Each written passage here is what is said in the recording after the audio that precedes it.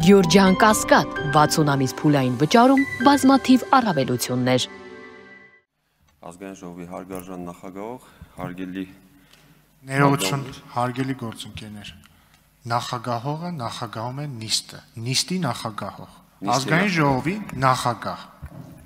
Ազգային ժողովը նախագահող չունի։ Եթե կոնկրետ պարտականությունները կատարող նախագահի էս պահին,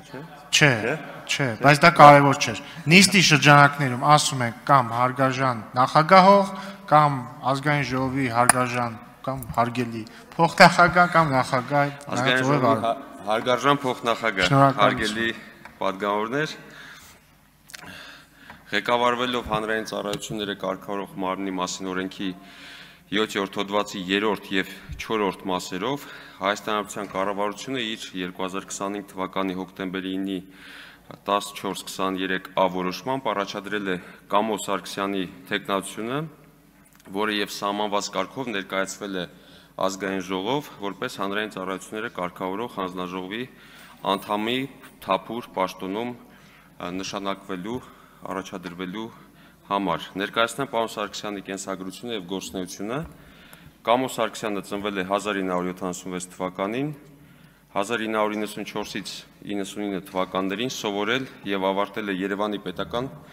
ժողովրդական տնտեսության ինստիտուտի ինժեներիատնտեսագիտական ֆակուլտետը, ստանալով ինժեներ-տնտեսագետի որակավորում։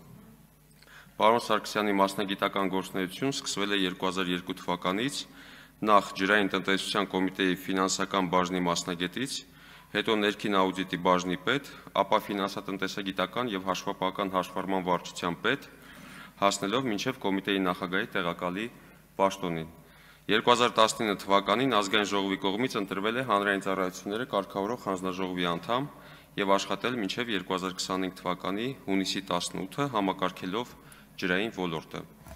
Հավելեմ նաև, որ պարոն Սարգսյանը զբաղվում է նաև դասախոսական աշխատանքով, աշխատում է Հայաստանի պետական տնտեսագիտական համալսարանի կառավարման ֆակուլտետի ծառայությունների բիզնեսի կազմակերպման ամբիոնի դասախոս։ Ամուսնացած է, ունի 3 զավակ։ Ինչպես երևում է պարոն Սարգսյանի կենսագրությունից, վերջինս լավ ծանոթ է ջրային ոլորտին, ունի անհրաժեշտ հմտություններ, փորձ, կարողություններ, գիտելիքներ, որպեսզի բարձր պատասխանատվությամբ իրականացնի այն գործառույթները, որոնք դրված են հանրային ծառայությունները կարգավորող հանձնաժողովի առաջ։ Իհարկե, հանձնաժողովի աշխատանքը բարդ է, բայց մյուս կողմից պետության կողմից